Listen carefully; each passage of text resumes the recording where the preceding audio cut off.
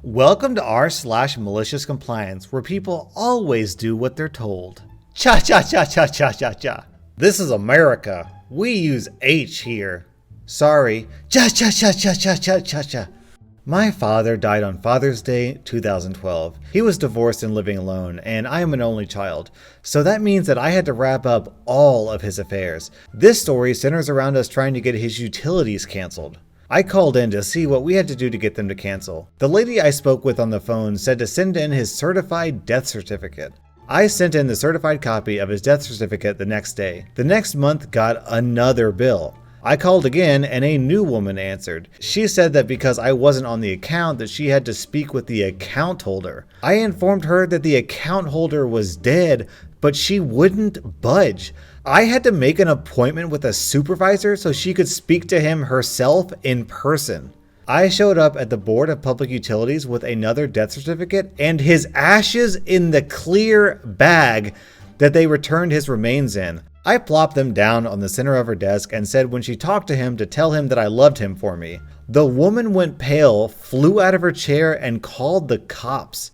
When they showed up, she claimed that I had assaulted her, and yes, my dad's remains were still sitting in the middle of her desk with the death certificate. The cops questioned me as to why I would do that. I told them the story. The supervisor's boss was called in and they all stepped away from the desk for a private talk. While they were talking, the cops came over to talk to me. They said that I shouldn't take human remains out in public, but there was no laws that were broken. I said that I agreed with them that it was extreme, but she insisted to speak with him in person. By then, they were done talking between themselves. The supervisor's boss kissed up to me and got it taken care of. But the story isn't over yet.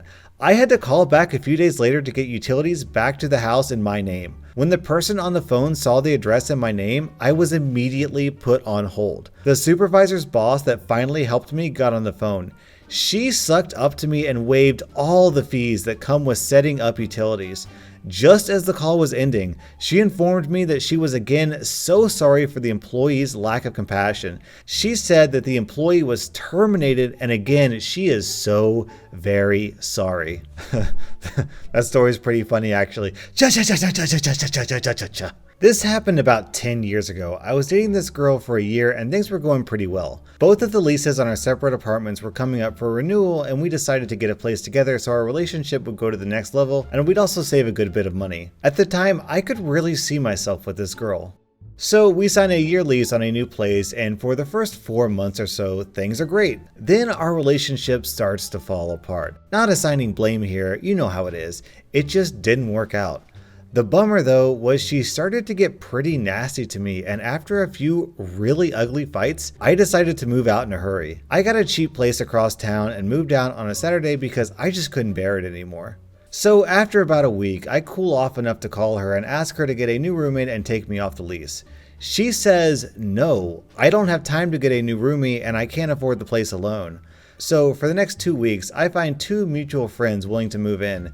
She rejects them for stupid reasons and hasn't lifted a finger to find a suitable roommate. It dawns on me that she intends to live in this place alone for the next 8 months while I pay half the rent and half the utilities. Heck no.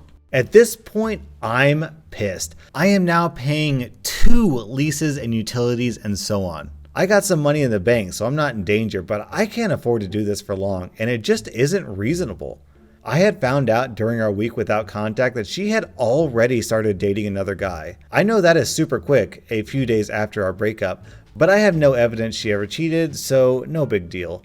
However, I did know that my ex was insatiable and we had sex every morning we were together like clockwork. She had to get out of the house to make work by about 8:45 a.m., so we had sex at about 7:45 a.m. or so every morning. Our relationship had its positive aspects, and her being really into and amazingly good at sex was one of those good parts. So anyway, I hatch a plan to get out of the lease.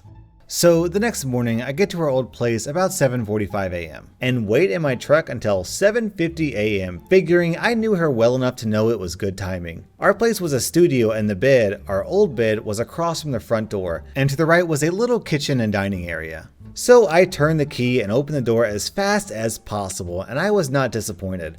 My ex was riding this guy and I make eye contact with him. I'll never forget the look of shock, maybe mixed with shame, on his face. She rolls off him and pulls the cover up over them. They are both naked.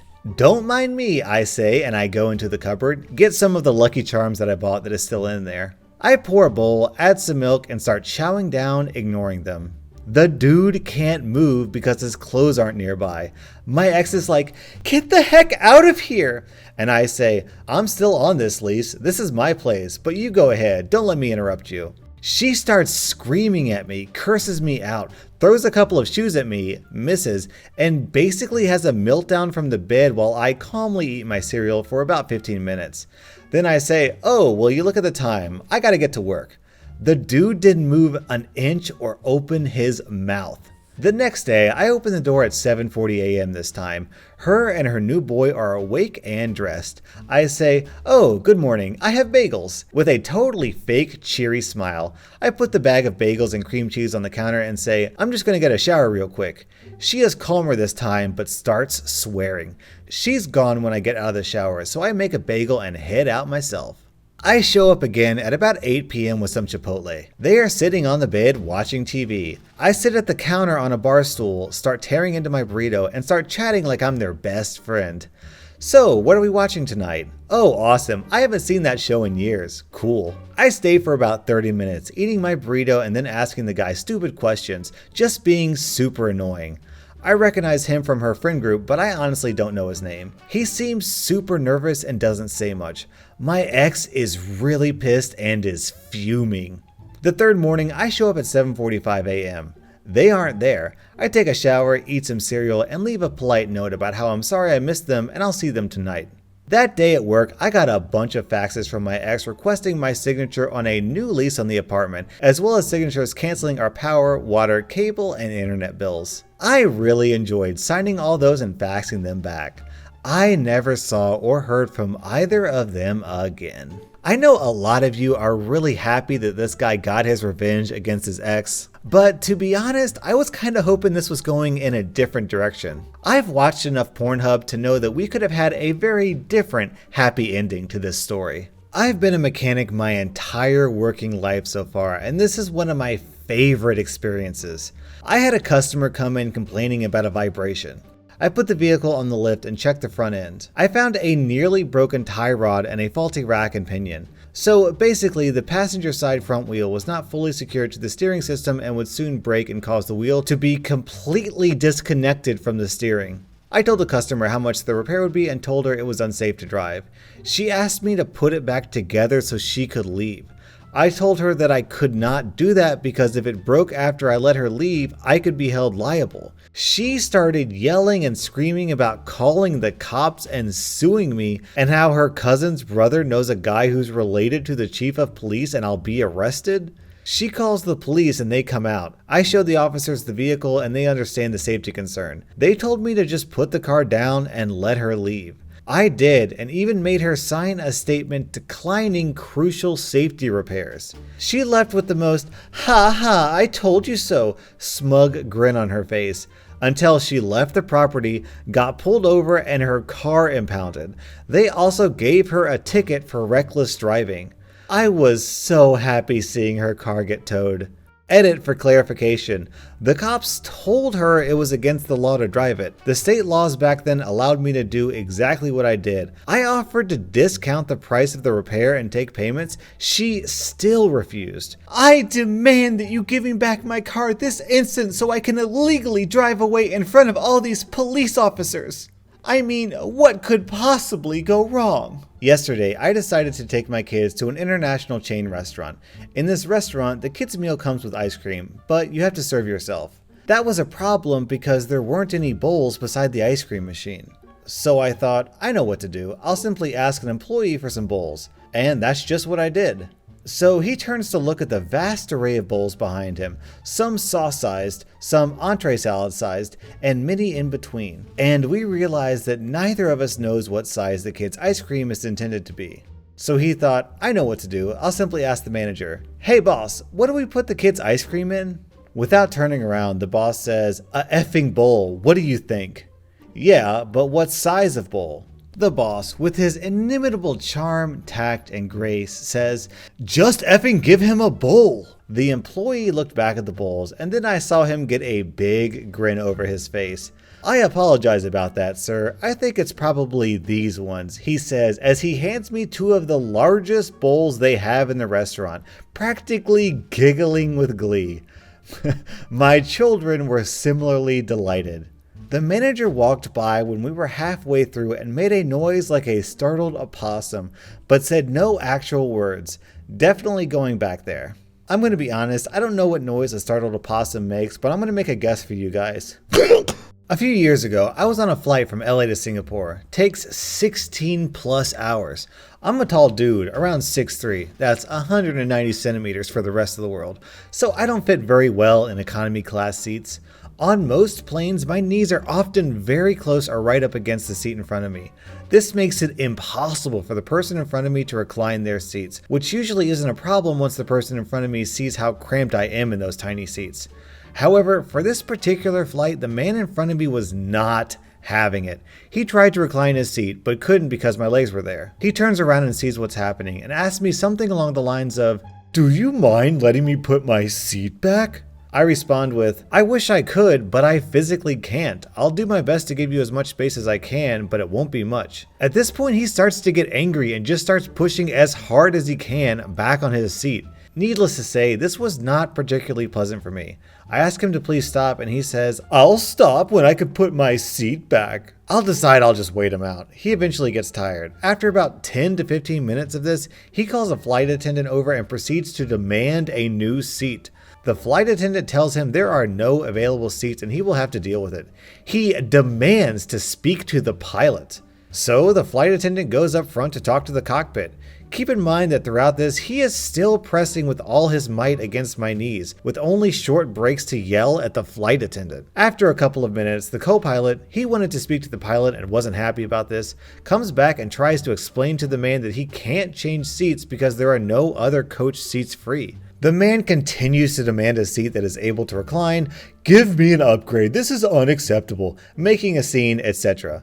The co-pilot finally gives in and says, while looking at the man, "Sir, would you like to sit up in business class?" The man stands up and mutters something similar to, "Effing finally," to which the co-pilot responds, "Sir, sit down. I wasn't talking to you." He turns to me and repeats, "How would you like a seat in business class?" I have, to this day, never seen someone as furious as the man I walked past to my new business class seat with free drinks. Co-pilot, more like bro-pilot. I work for an office and we have an 8-week busy season with mandatory overtime, 12 to 14 hours a day. During this time, the company agrees to reimburse us for dinner up to $13 a meal. We just have to submit a claim with our receipts at the end of the busy season. Food options around my work aren't great, so I usually brought my dinner from home. But sometimes I was too tired to cook after a long day, so out of the 8 weeks, I purchased maybe 10 meals.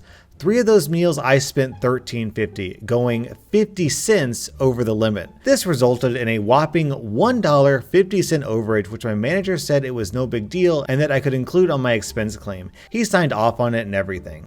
A few days after I submitted my report, head office emailed me saying they rejected my expense claim and that I could resubmit after I removed the $1.50 overage. I wrote back saying my manager was fine with the $1.50 overage and even signed off on it. And they responded by telling me that they do not allow overages under any circumstances, that the $1.50 must be removed or they wouldn't approve any of my meal expenses. They ended their email with the advice that I should actually read the company policy next time.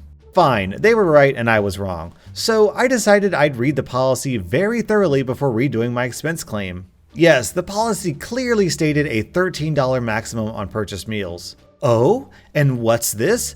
The policy also allows a $10 per diem for meals you bring from home.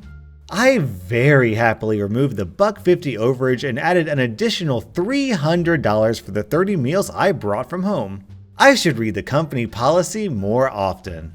Some of you are asking if I got paid the $300, and the answer is yes. Many are suggesting the person was sincerely trying to help me out, but I'm not 100% sure because they were so snippy in their email.